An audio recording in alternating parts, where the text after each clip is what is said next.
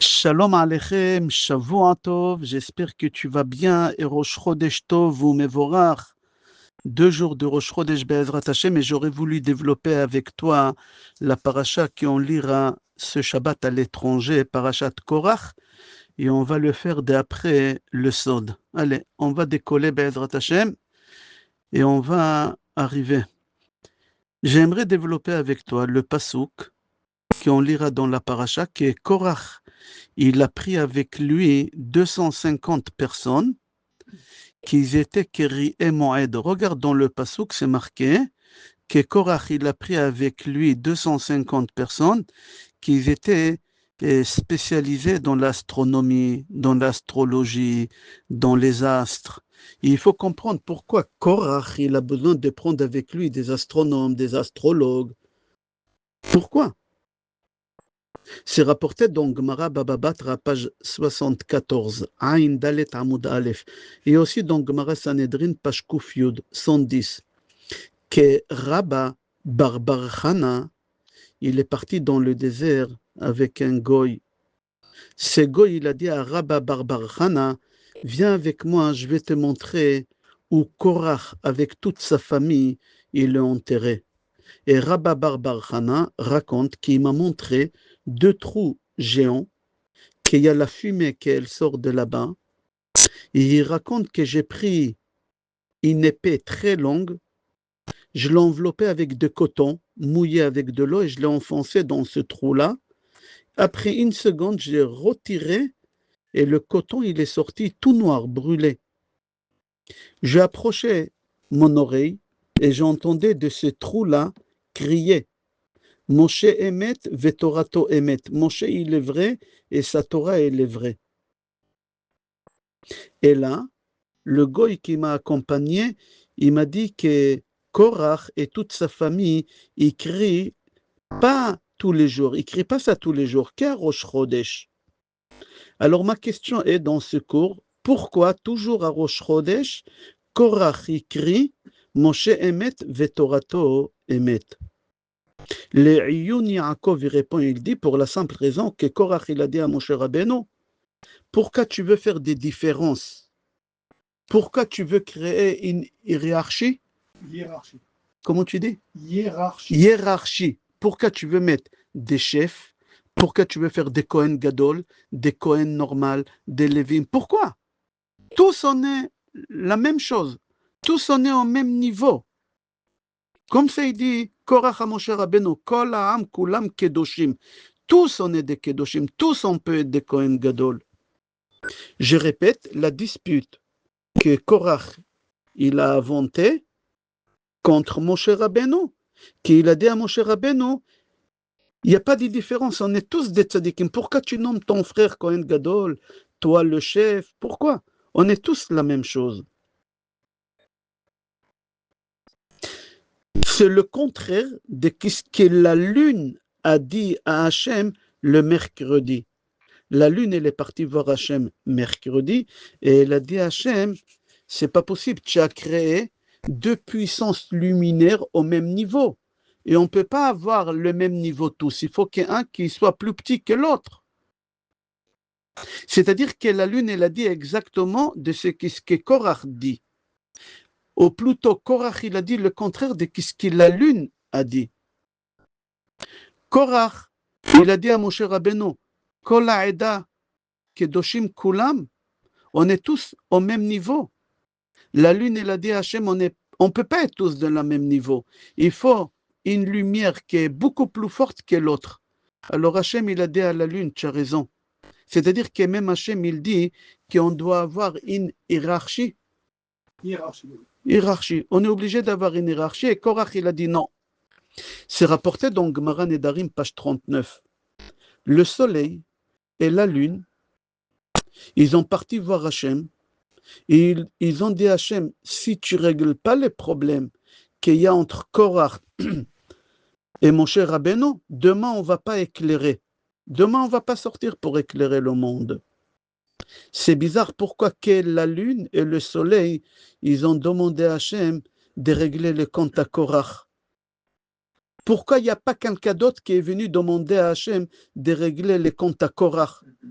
défendre Moshe Rabbeinu. Et on va rentrer d'après le sot. C'est rapporté dans le livre Torah Traim.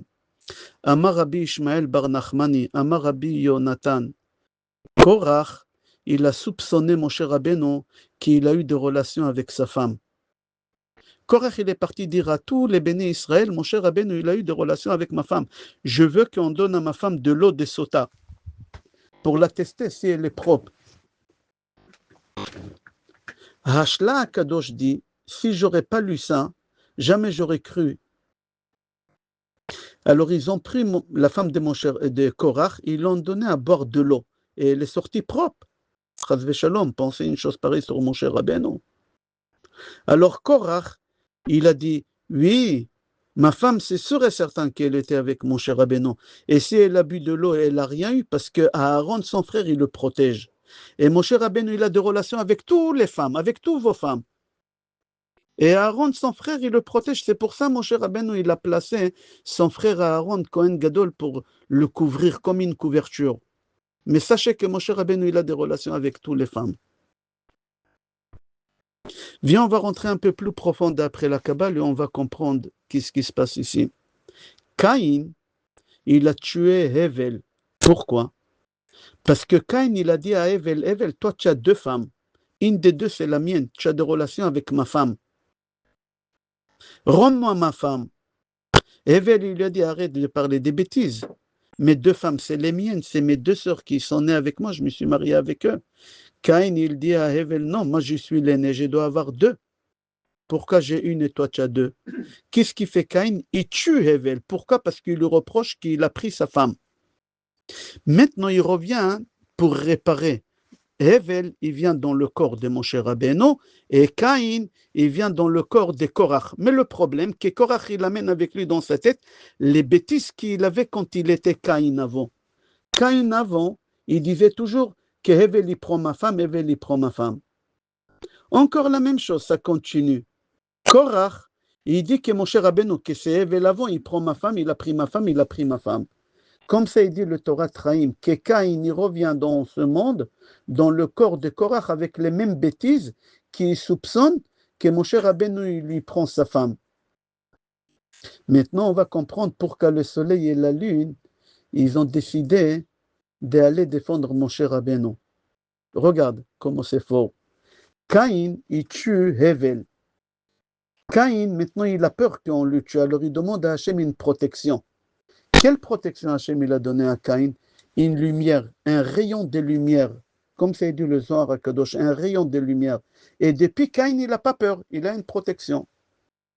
Maintenant, Caïn, il revient à nouveau dans le corps de Korach avec les mêmes bêtises et avec la même lumière, avec le même rayon de lumière. Alors Korach, il n'a pas peur.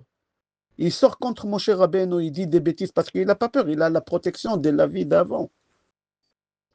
Alors le soleil, il a dit à Hachem, moi je ne sors pas demain éclairer le monde. Pourquoi?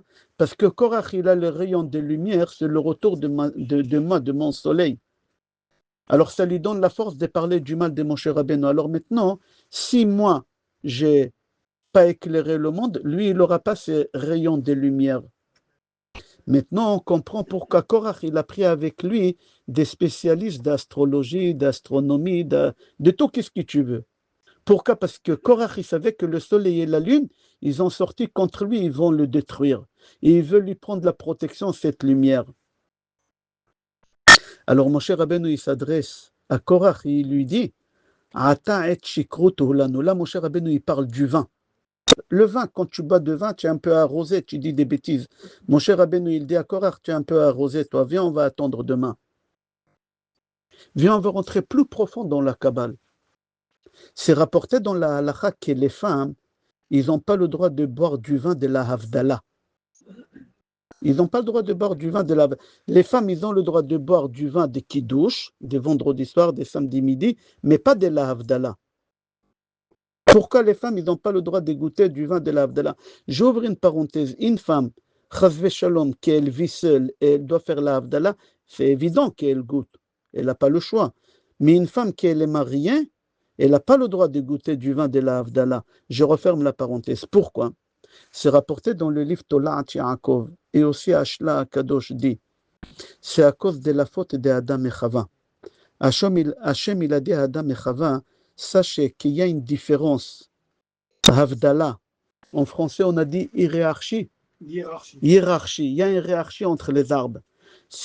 Cet arbre-là, vous ne touchez pas. C'est l'arbre le plus important ici. Vous ne le touchez pas. Les autres arbres, ils sont moins importants. Vous pouvez toucher, vous pouvez manger. Il y a une hiérarchie ici.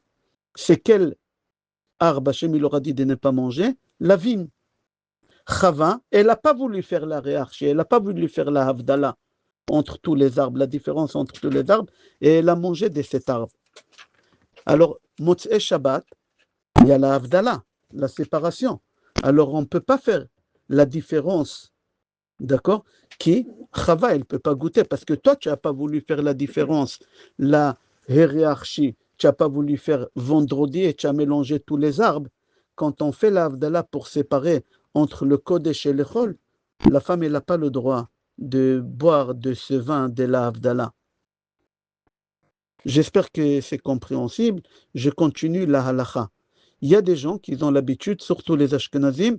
Moi, je me rappelle, au Maroc, moi, je ne suis pas né au Maroc. Moi, je suis né en Israël, mais mes parents, ils ont ramené leurs coutumes des Maroc. Mes parents, ils sont des Meknas. Je me rappelle, chaque Motzei Shabbat, le vin qui coulait dans l'assiette, ma mère, elle versait à la porte, par terre, à la porte de la maison. Pourquoi? Maintenant, j'ai compris. Aujourd'hui, j'ai compris pourquoi. J'ai trouvé dans le livre Matthieu Moshe dit que c'est bien de verser le vin de la Havdalah par terre et dire c'est pour Korach. Korach, il est par terre enterré, tiens pour toi. Parce que Korach, il n'a pas voulu faire la différence entre le Kohen Gadol et le Lévi'im. Alors on lui donne du vin de Havdalah ben Kodesh lechol. Toi, tu n'as pas voulu faire la séparation? Non, on fait la séparation.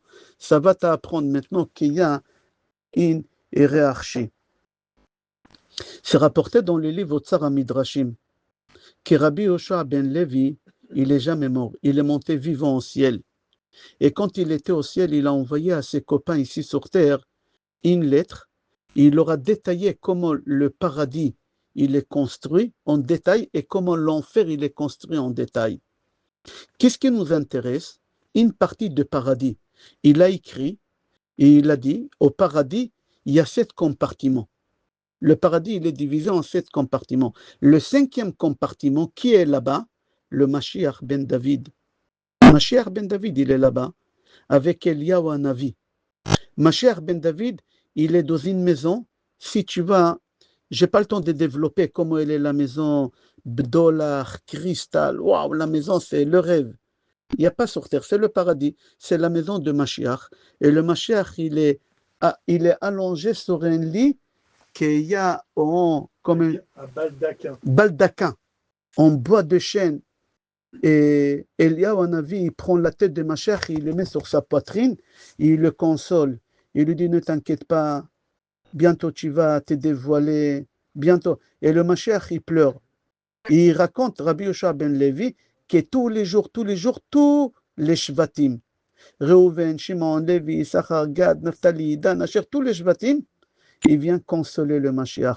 Les patriarches, ils viennent consoler le Mashiach tous les jours. Moshe, Aaron, David, Shlomo, et tous les rois d'Israël, ils viennent tous les jours consoler le Mashiach. Tous les jours. Mais par contre, Rabbi Yoshua ben Levi dit que le mercredi, qui vient consoler le Mashiach? Korach, Datan, Aviram, Avshalom ben David.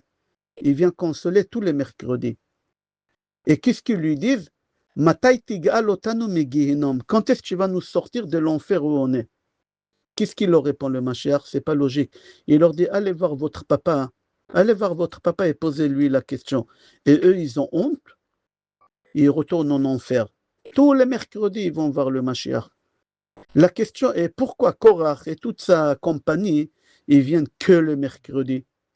Et pourquoi le Mashiach, il leur dit, allez voir vos parents? Alors, comme on a expliqué que les seules personnes qui ont défendu Moshe Rabbeinu, c'est le soleil et la lune. Et quand est-ce Hachem il a placé le soleil et la lune? Mercredi. Quand est-ce la lune elle est partie voir Hachem pour lui dire qu'il faut avoir une hiérarchie? C'était mercredi. Alors c'est pour ça tous les mercredis, Korach, avec tous ses amis, ils vont voir le Mashiach, fais-nous sortir de l'enfer, on n'en peut plus. Pourquoi il les envoie voir les patriarches? Pourquoi? Parce que les patriarches, ils leur ont donné un prénom des Rechaim, des Rechaim. Comment on a appelé Korach? C'est un des généraux des Esav, Alouf Korach. Regarde dans Sefer Bereshit. Regarde dans Sefer Bereshit. Celui qui porte le nom d'un rachat, il va devenir rachat comme lui. Il va devenir rachat comme lui. Attends, j'aimerais ouvrir une parenthèse. J'ai sauté quelque chose qui est important. Tu sais, on a dit tous les mercredis. Attends, pardon. Korach, et avec toute sa famille, écrit Moshe Emed, Vetorato Emed. J'ai oublié de dire quelque chose, qu'ils sont en train de griller sur une grille. Tu vois, comme la viande, tu la fais griller, tu la tournes de temps en temps à droite, à gauche, pour bien la griller. La Kabbale, c'est marqué dans la Kabbale que Korach, une fois par mois, on les tourne des côtés. Pendant 30 jours, ils brûlent d'un côté et l'autre 30 jours de l'autre côté.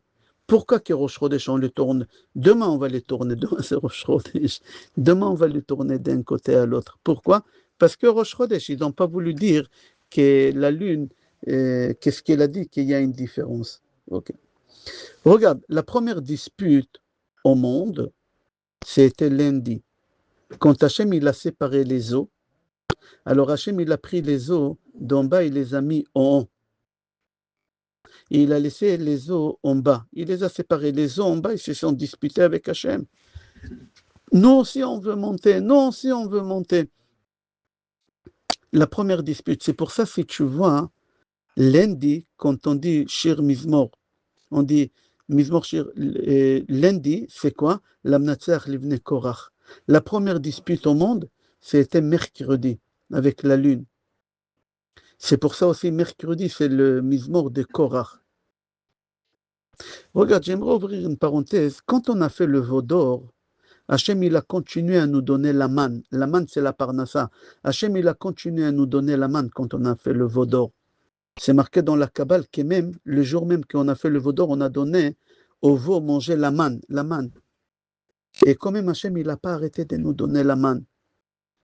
Mais par contre, quand est-ce Hachem, il a arrêté de nous donner la manne?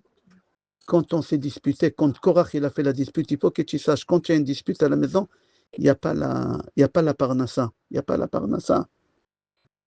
La haine de Korach, elle l'a rendu aveugle. Il a raconté des bêtises sur Moshe Rabbeinu. Il a raconté des bêtises sur Aaron. C'est marqué dans Midrash Yalkut Shimoni sur le pasuk Uv Moshav Letzim Lo Yashav. Le Midrash dit Zahia Korach Shaya Mitlotzetz Al Moshe ve Aaron. Regarde qu'est-ce qu'il disait Korach dans Yalkut Shimoni Remez Tafshin Nun. Uv Moshav Letzim Lo Yashav. Zahia Korach Shemitlotzetz Al Moshe ve Aaron. Qu'est-ce qu'il a fait Korach? Regarde, il a réuni tous les béné Israël. Il a réuni tous les béné Israël. Il leur a raconté des bêtises. La haine, elle l'a rendu aveugle. Et tout le monde, ils ont cru Korach. Pourquoi tout le monde, ils ont cru Korach? Parce qu'un riche, quand il dit quelque chose, tout le monde, il le croit. C'est la nature. Il dit, si les riches, il est intelligent. Que les riches, en général, c'est les plus bêtes que tout le monde. Ils sont riches parce qu'Hachem, il leur a donné. Et Korach, il était riche, alors tout le monde, ils l'ont cru. Korach, il raconte à tout le monde, il leur dit, j'ai une voisine dans le désert. Il raconte, ma voisine à côté de ma tante, c'est une veuve. Elle a 2 filles orphelines.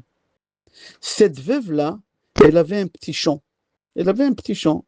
Et au moment qu'elle a voulu labourer la terre pour faire sortir un peu des fruits, pour faire nourrir ses filles, mon cher Rabbeinu vite, il est venu, il a dit, Madame, on n'a pas le droit de labourer la terre avec un taureau et un âne ensemble. On n'a pas le droit de labourer. Arrêtez de faire ça. Ok, elle a arrêté. Et au moment qu'elle a voulu semer, quand elle a voulu semer, alors Moshe Rabbeinu, il a couru, il a dit, Madame, on n'a pas le droit de faire semer des mélanges des fruits. On n'a pas le droit. Ok, elle a écouté. Au moment qu'elle a voulu récolter, il a dit, Madame, quand vous récoltez, vous laissez leke chikra pea, vous laissez aux pauvres, vous laissez aux Cohen, vous laissez aux Lévi. La pauvre, il lui restait rien du tout. Et l'on ne pouvait plus. Moshe Rabbeinu, il ne lui a pas lâché la jambe. Et il ne lui a pas venu là. Et au moment quand elle a voulu faire rentrer le peu de récolte qui restait après qu'elle a donné aux Lévim. Et il a dit, Madame, il faut donner Maaser Rishon, Maaser Sheni. La pauvre, elle a voulu gagner un peu sa vie, la pauvre. Il est pire que les impôts. Il est pire que le TVA, mon cher Rabbeinu. Il a bourré la tête au béni Israël que mon cher Rabbeinu, il est cruel. Il n'a pas laissé une femme veuve gagner sa vie. Il lui a pris par là 10%, par là 10%. À la fin, il ne restait rien du tout. Il ne restait rien du tout. Qu'est-ce qu'elle a fait des nerfs? Elle a vendu le champ. Et avec l'argent, elle a acheté deux chèvres. Et elle a dit, comme ça, les chèvres, ils vont faire pousser les poils. Et elle va fabriquer à ses filles des pulls, parce qu'il fait froid, des pulls, pour protéger mes filles. Le problème est, quand elle a voulu tondre, mon cher Rabbeinu, il est venu, il a dit, c'est marqué dans la Torah, que la première tonte, ça appartient au Cohen. Alors tout ce qui t'a attendu cette année, c'est pour mon frère. La pauvre. Ok, quelques jours après, il y a un des chèvres, elle a mis bas. Mon cher Rabbeinu, il court vers cette vieille, et il lui dit, Kol ha-bechor asher yevaled, la Cohen. Le premier-né, ça appartient à mon frère, à Cohen. Et elle s'est énervée. Qu'est-ce qu'elle a fait? Elle a dit, ben si c'est comme ça, je vais faire la shrita, je vais égorger les deux chèvres, les deux moutons, et je vais donner à mes filles à manger, ça va leur donner un peu de vitamines. La viande, ça donne des vitamines. Qu'est-ce qu'elle a fait? Elle a fait la shrita. Dès qu'elle a fait la shrita, le frère de mon cher Rabbeinu, il court. Et il dit, Madame, moi je suis le Cohen, il faut me donner le zroa, le lechayaim, le keva. La femme veuve, ma voisine, comme ça Korach raconte tout ça. Quoi? Et mon cher Rabbeinu, il ne m'a pas lâché la jambe, maintenant c'est son frère qui vient, il m'a pris 3/4 des nerfs. Cette femme, elle a dit, à kol cherem, tout, je donne à Hachem. Aaron Cohen, il a dit, ben si tu donnes tout à Hachem, c'est moi le Cohen que je prends tout. En fin de compte, vous savez qu'est-ce qui s'est passé avec cette vieille? Korach raconte à tous les béné Israël pour attiser la haine, elle est morte de faim. Elle est morte de faim. Dis-moi, je ne comprends pas. Korach, tu vois ta voisine, une veuve, elle meurt de faim, qu'est-ce que tu fais toi? Tu la regardes? Tu n'as pas de la... Viens, on va dire que c'est vrai, qu'est-ce que tu dis? Viens, on va dire. Tu la regardes pour faire des photos avec, pour les élections? Mais c'est des bêtises, tout, qu'est-ce que tu racontes? Qui a un champ dans le désert? Personne n'avait des champs dans le désert. Il n'y a rien qui pousse dans le désert. Qui peut labourer la terre? Qui peut récolter? Qui peut arroser? On avait la main, on n'avait pas besoin de tout ça. Tu dis qu'elle a vendu le champ et avec ça, elle a acheté. Qui achète des champs dans le désert? Tout est abandonné pour tout le monde. Sa voisine, tu ne l'as pas aidée? Comment tu dis, elle n'a pas donné, mon cher Rabbeinu, il a dit, il faut donner Trumot et Maasrot. Ça, c'est qu'en Eretz Israël. Ce n'est pas à l'extérieur d'Eretz Israël.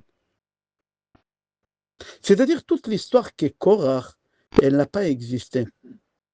Il n'avait pas peur. Il racontait des choses et tout le monde, ils l'ont cru. Et pourquoi tout le monde, ils l'ont cru? Parce qu'il est riche. Et pourquoi il n'avait pas peur? Parce qu'il avait cet rayon de soleil qui l'éclairait depuis qu'il était Caïn. Et maintenant, le soleil dit qu'il ne veut pas éclairer. Tout ça pourquoi? Pour protéger mon cher Rabbeinu. J'espère que le cours il a été compréhensible. Je te souhaite Shavua Tov, Rosh Chodesh Tov u'Mevorach, Besorot Tovot, Yeshod ve'Nechamot. Amen ve'amen.